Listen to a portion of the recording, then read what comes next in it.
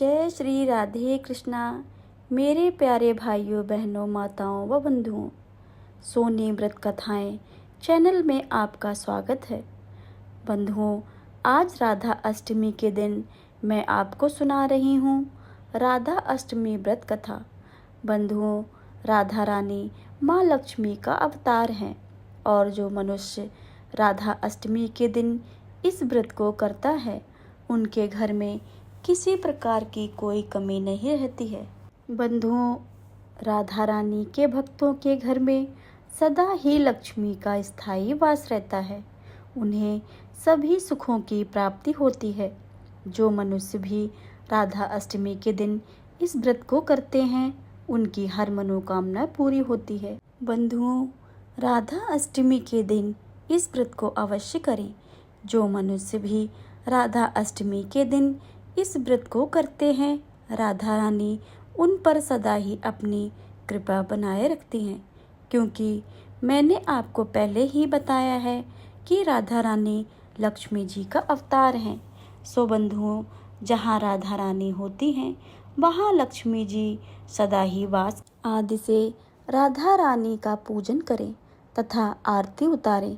इस प्रकार पूजा करने पर मनुष्य सभी पापों से मुक्त हो जाता है और लोक और परलोक में सदा सुख पाता है। व्रत करने से पहले आप यह संकल्प लें कि हे देवी, मैं आपकी सेवा में तत्पर होकर आपके इस महाव्रत का पालन करूंगी।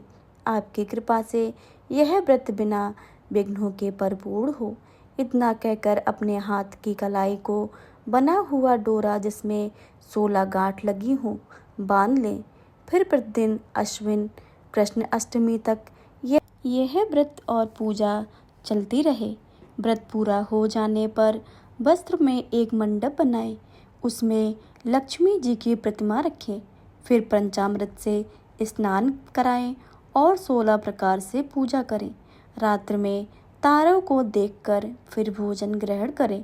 रात्र में तारों को लक्ष्मी के प्रति आधार देव लक्ष्मी की प्रार्थना करें। फिर व्रत रखने वाली स्त्री ब्राह्मण व ब्राह्मणी को भोजन कराएं और दान दें। उनसे हवन कराएं और खीर की आहुति में चंदन, ताल, पत्र, पुष्प, माला, अक्षत, दूर्वा, लाल सूत, सुपारी, नारियल, नाना प्रकार के पदार्थों से एक नए सूप में 161 की संख्या में रखें। दूसरे सूप में से ढक देवें और नीचे के मंत्र को पढ़कर लक्ष्मी जी को समर्पित करके देवी को क्षीर सागर में प्रकट हुई लक्ष्मी चंद्रमा की सहोदर भगिनी श्री विष्णु वल्लभ महालक्ष्मी इस व्रत से संतुष्ट हों। इसके बाद 4 ब्राह्मणों और 16 ब्राह्मण को भोजन करा दें, दक्षिणा देकर विदा करें। फिर घर में बैठकर स्वयं भोजन कर लें। इस प्रकार जो व्रत करते हैं वे इस लोक में सुख पाकर बहुत ही काल तक लक्ष्मी लोक में सुख भोगते हैं। बोलो राधा रानी की जय हो। बंधुओं, अब आप सभी सुनेंगे राधा अष्टमी की व्रत कथा। आप सभी से अनुरोध है कि कथा को पूरा अवश्य सुने, कथा को अधूरा छोड़कर अपमान न करें। और अगर आप मेरे चैनल पर नए आए हैं तो चैनल को सब्सक्राइब करके बेल आइकन को जरूर दबा लें, ताकि आने वाली सभी वीडियो की जानकारी सबसे पहले आपके पास पहुंचे। बंधुओं, कथा को सुनने से पहले एक प्यारा सा कमेंट राधे राधे लिखना बिल्कुल भी ना भूलिएगा। अब आइए सुनते हैं राधा अष्टमी व्रत कथा। कथा के अनुसार एक दिन राधा देवी स्वर्गलोक से कहीं बाहर चली गईं। यह जानकर भगवान श्री कृष्ण बिरजा नामक की सखी के साथ उद्यान में घूमने लगे। कुछ देर के बाद जब देवी राधा स्वर्गलोक वापस आईं तो वह श्री कृष्ण को बिरजा के साथ देखकर क्रोधित हो उठी और क्रोध में उन्होंने बिरजा को अपमानित कर दिया, जिसके बाद बिरजा नदी के रूप में बहने लगी।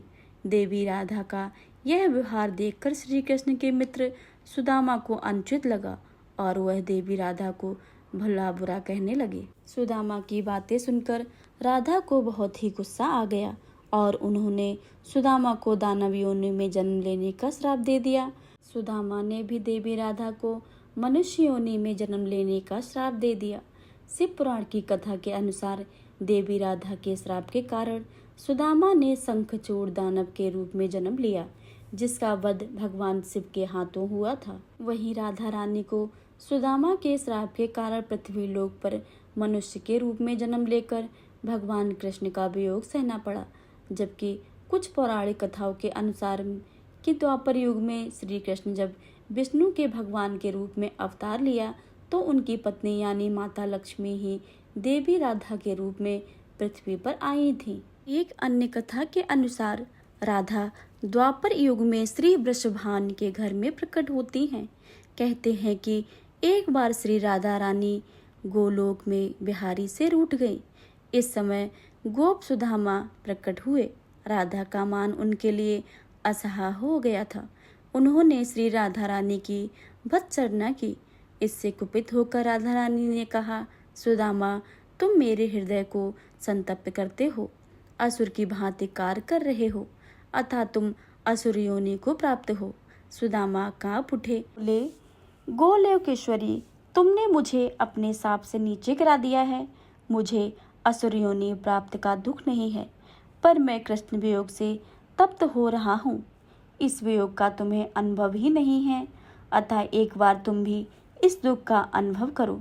सुदूर द्वापर में श्री कृष्ण के अवतार के समय तुम भी अपनी सखियां के साथ गोप कन्या के रूप में जन्म लोगी और श्री कृष्ण से विलग्न होगी। सुदामा को जाते देखकर श्री राधा रानी को अपनी त्रुटि का आभास हुआ और बेभय से कातर हो उठी। तब लीलाधारी कृष्ण ने उन्हें सांत्वना दी कि हे देवी, यह शाप नहीं है अपितु वरदान है।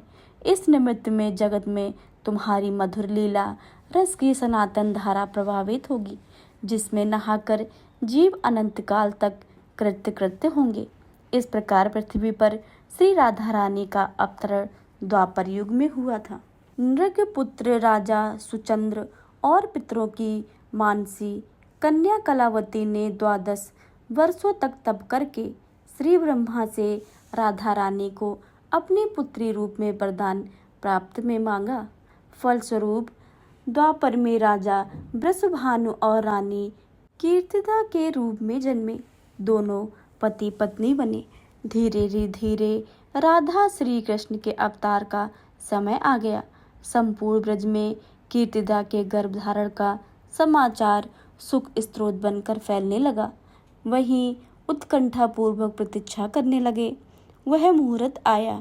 भाद्रपद की शुक्ला अष्टमी चंद्रवासर मध्याह्न के समय आकाश मेघाच्छिन्न हो गया। सहसा एक ज्योत प्रसूत गृह में फैल गई। वह इतनी तीव्र ज्योत थी कि सभी के नेत्र बंद हो गए। एक क्षण पश्चात गोपियों ने देखा कि 7 सहस्त्र स्तर चंद्रों की कांति के साथ एक नन्ही बालिका कीर्तिदा मैया के समक्ष लेटी हुई है। उसके चारों ओर दिव्य पुष्पों का ढेर है। इसके अवतरण के साथ नदियों की धारा निर्मल हो गई है।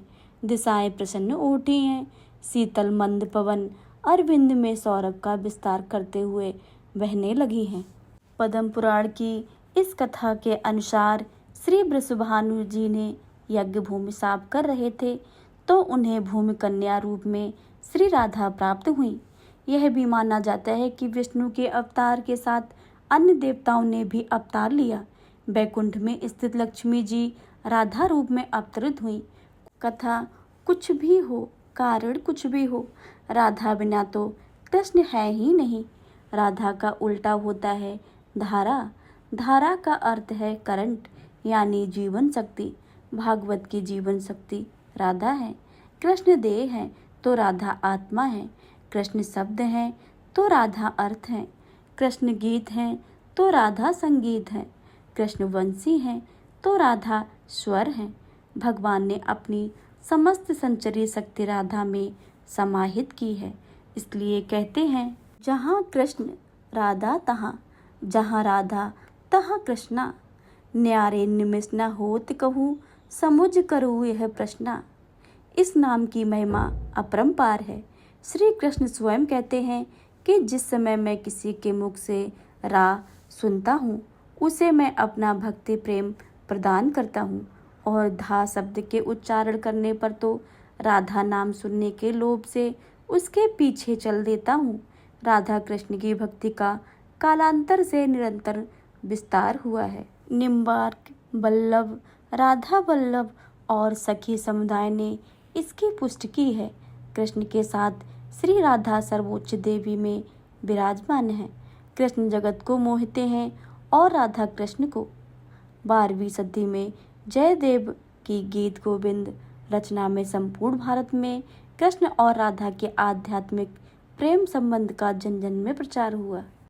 प्रश्न यह उठता है कि तीनों लोकों का तारक कृष्ण को शरण देने की सामर्थ्य रखने वाले ये हृदय उसी आराधिका का है जो पहले राधिका बनी है, उसके बाद कृष्ण की आराध्य हो गई है।